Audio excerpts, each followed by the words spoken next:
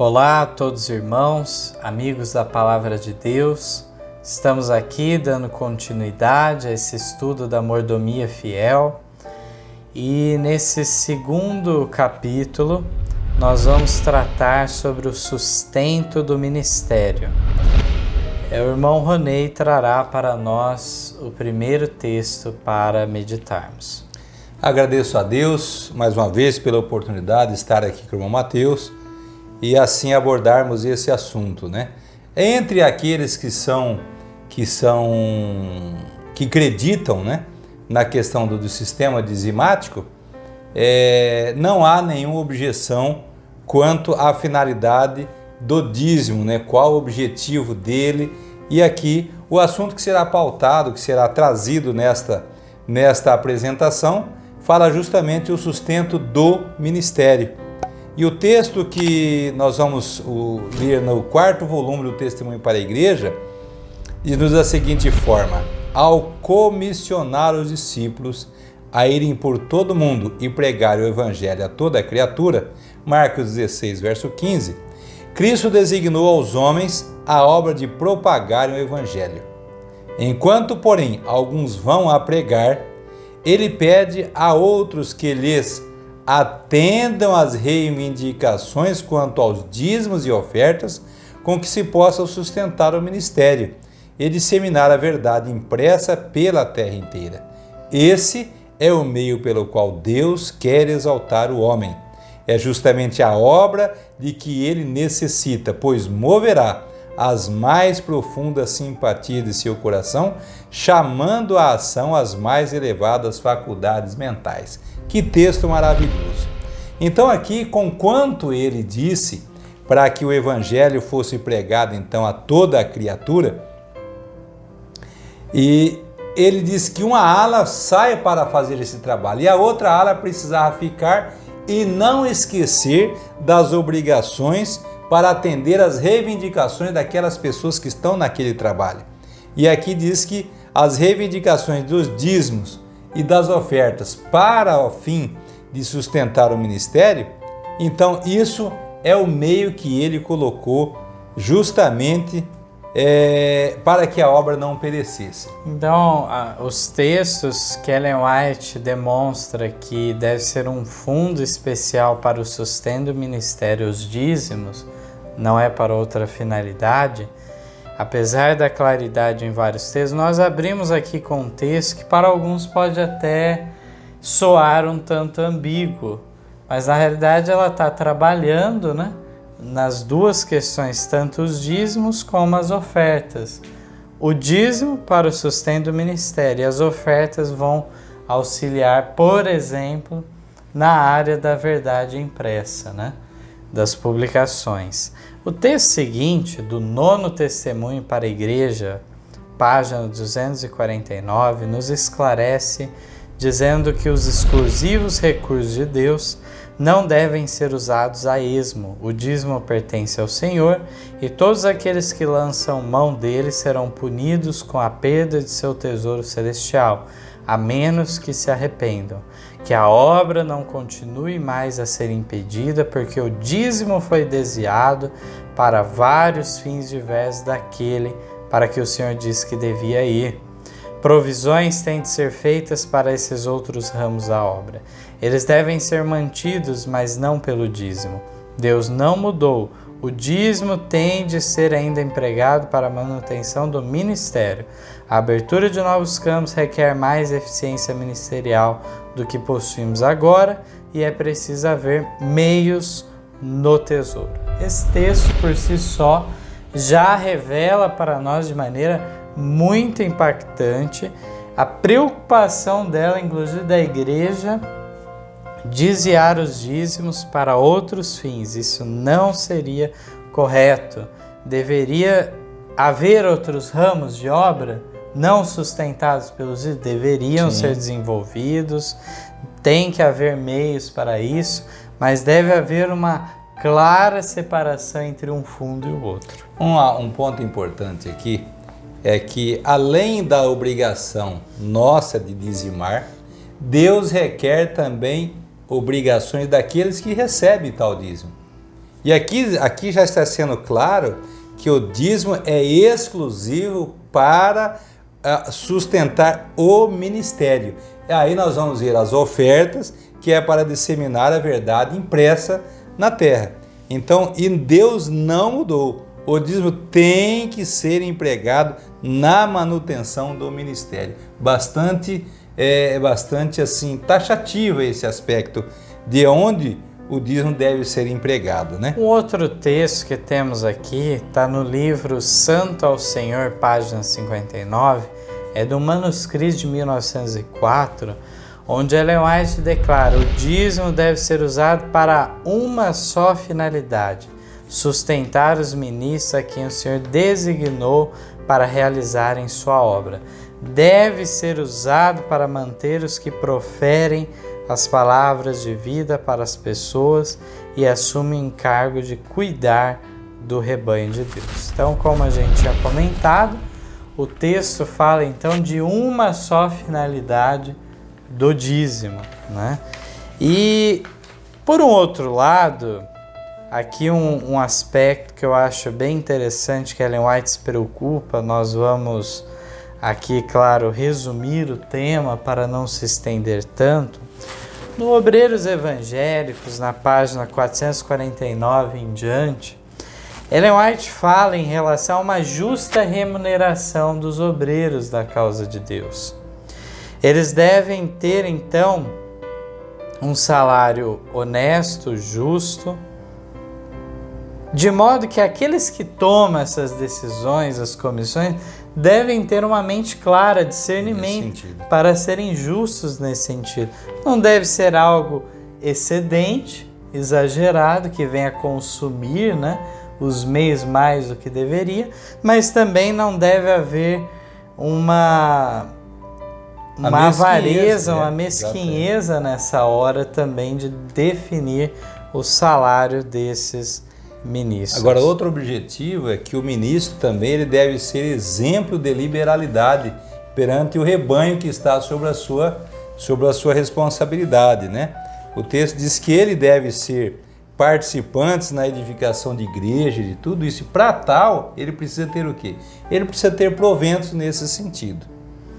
Muito bem colocado, irmão. E nós vemos que, de fato, Ellen White diz, né, da importância de vermos, por exemplo, as frequentes despesas por causa de mudanças, muitas vezes a adaptação no novo campo, tudo isso traz mais gastos, né? Diz que a família, né, a esposa, os filhos, devem ser exemplos na vestimenta, na sua decência, na sua correção. A residência, os arredores da mesa, tudo deve falar em favor da verdade que defendem. É isso que Ellen White declara para nós. Só pegando carona para não deixarmos passar em branco aqui, muitas vezes a necessidade do dízimo ser usado para uma situação de alguma pessoa que está mais empobrecida. Eu quero fazer aqui a pergunta.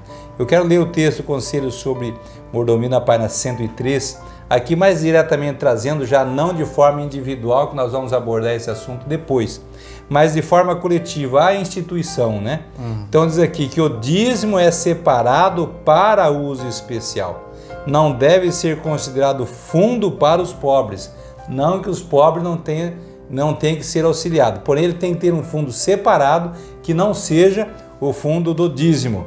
Deve ser dedicado especialmente ao sustento dos que estão levando a mensagem de Deus ao mundo e não deve ser desviado desse propósito. Nós vamos ver que o dízimo não pode ser desviado para nada, para a edificação de igreja, não pode ser desviado para os pobres, não pode ser desviado para a impressão de literatura. A finalidade dele é um só: sustento do ministério. E eu queria trazer à tona dois aspectos aqui, irmão Ronei. Um deles, o irmão até comentou na nossa abertura sobre aqueles que são mercenários na realidade, né?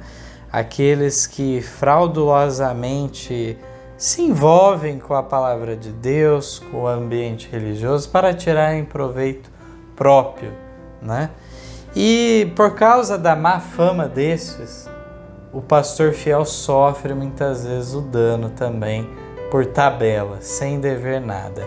E aí pode vir uma pergunta assim: o pastor ele trabalha pouco ou muito? Né? E é interessante uma reflexão que a irmã White faz aqui de como que vai ser o pastor fiel. Aqui no Obreiros Evangelho, na 451, ela diz que o sistema de 8 horas não encontra lugar no programa do ministro de Deus.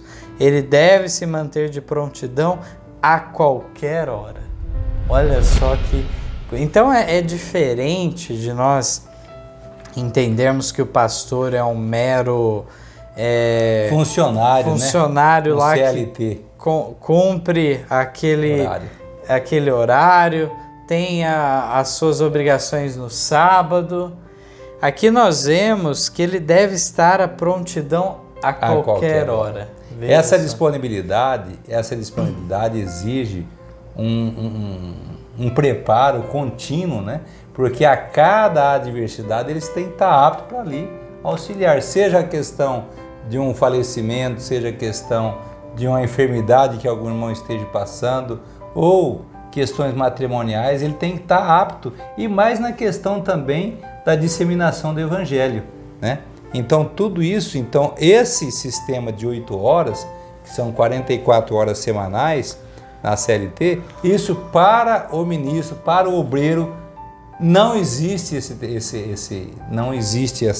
esse sistema, né? Então, na realidade, nós encontramos que o pastor ele tem uma vocação especial, né? Haverá momentos, como o irmão falou, que vai ser exigido muito de uma vez só. Depois ele vai ter que haver períodos maiores de descanso. Há o aspecto também de o afastamento da família, o reencontro com a família, é uma outra situação bem diferente, né? A vocação, o chamado então para o ministério. Aqui também na página 452, trazendo de forma resumida, a irmã White fala daqueles que veem que começa a ter dificuldades na parte financeira, e ao eles terem que reduzir de repente os salários, né, dos ministros, devem ser consultados, devem ser orientados, serem tratados então bem nesse sentido, e não de maneira qualquer, sem prévio aviso e nada do gênero, como não fosse algo importante, né? Então nós encontramos certas situações, principalmente numa igreja emergente, que pode ocorrer um tanto de entrada, né, irmão Ronei, de dízimos que vai ter que ser repartido entre os ministros obreiros, né, aquele valor. Exatamente. Essas adversidades, nós temos passado, já passamos por situações assim no passado. Eu quero citar a minha experiência, né? Então, quando a obra me convidou para me tornar obreiro, e eu deixei um salário bastante vultuoso em relação ao que a igreja me propôs. Mas na tenra idade ainda, eu me lembro que os obreiros casados, então eu abdiquei do meu salário, acabei recebendo o meu salário em forma de literatura, para que eu pudesse vendê-las e assim ter os meus proventos. Porém, eu tinha condições para isso, porque era solteiro, não tinha família, mas num quadro adverso, muitas vezes pode ser mais difícil, né? E também, quando há bastante entradas também, é preciso fazer uma provisão para tais adversidades, né? Então aqui todos os arranjos, diz o texto final, feitos com aqueles que se acham ao serviço de Deus, devem ser considerados como uma sagrada transação entre o homem e seu semelhante. Os homens não têm o direito de tratar os obreiros como se fossem objetos inanimados, sem voz ou expressão própria. Nós temos um sistema igualitário em que os nossos ministros e os nossos obreiros recebem o mesmo salário. Nós não temos essa cadeia hierárquica que muitas vezes as igrejas têm carregado e têm muitas vezes dispensado obreiros porque os ministros não querem abrir mão de seus salários para que essas pessoas não saiam do trabalho tão importante que é o trabalho, vamos assim dizer, o trabalho mais pesado é o trabalho do obreiro. Eu sempre relato isso. O trabalho do obreiro é o trabalho de um trator que está fazendo desmatamento, né?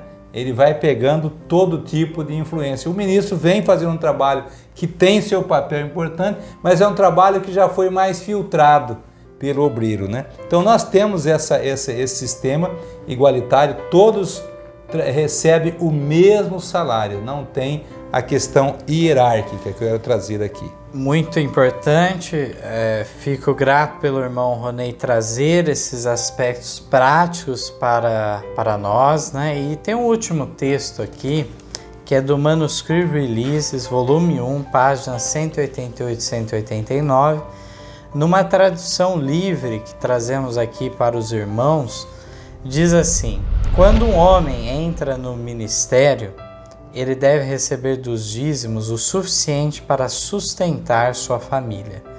Ele não deve sentir-se que é um mendigo. Muitos ministros estão em suas sepulturas, levados até ali por tristezas e desapontamento, e pelas dificuldades que foram colocadas sobre eles, porque eles não receberam o suficiente por seus labores. Que pena chegar a um ponto desse. Ellen White recorda então os primeiros anos, né, da obra e as injustiças que foram cometidas naquela época, né? Havia inclusive desigualdade muitas vezes, diferente do que o irmão comentou agora há pouco. A Ellen White cita um exemplo de um irmão que ela foi visitar, né? Ou por carta, não vou ser preciso neste momento falar, mas ela cita que ele estava doente por se privar até de alimento para que a mensagem o dinheiro pudesse ser usado para o avançamento da causa. Então ela cita que aquele irmão não poderia fazer isso, que Deus precisava dele em outras emergências, né? Muitas vezes nós temos visto notícias, né, em que as pessoas aproveitam da benevolência muitas vezes da igreja, em que se colocam recibo, adicionam-se recibos, adicionam-se despesas, agregam a despesa e mandam para as associações. Isso é um trabalho de uma desonestidade tamanha, quando na verdade o anjo relator está fazendo relatório daquela postura dele. Nós sabemos que, embora Deus é um Deus de ordem, é preciso que nós também saibamos que nós temos que ter confiança naquele que está na obra, mas é preciso que tenhamos transparência para que nós não sejamos tentados para roubar do tesouro que está chegando à causa da verdade. Creio que ficou muito bem explicado esse ponto, né? E entraremos num assunto importante, até onde se estende o dízimo, né, sendo empregado. Então nós veremos no caso de obreiros idosos ou doentes, no caso da mulher de um pastor que exerce seu próprio ministério, veremos outros casos em relação às mulheres. Mais casos serão apresentados no próximo tópico. Confiram, aguardem aí o próximo vídeo. Será muito importante também solidificarmos essa posição em relação ao emprego dos dízimos. Quero agradecer a Deus pela oportunidade e também a vocês que nos assistem, que possamos realmente atingir os nossos objetivos ao esclarecer esses assuntos que muitas vezes são assuntos constrangedores, são assuntos que mexem com dinheiro, mexem com o nosso bolso, vamos assim dizer, né? Mas o que nós estamos trazendo aqui é exclusivamente o que está escrito, para que não venhamos a ficar com qualquer sombra de dúvida. Qualquer dúvida também que os irmãos possam ter, através das nossas explicações, através daquilo que nós lemos, os irmãos poderão entrar em contato conosco e, dessa maneira, possamos avançar em maiores pesquisas e avançarmos também com relação ao nosso crescimento espiritual. Esse é o meu desejo e oração a todos. Amém. Amém. Em nosso site vocês encontrarão estudos, notícias, dicas de saúde, além de todas as nossas lições. Participem conosco através da nossa página no Facebook e assistam todas as nossas lições através do YouTube.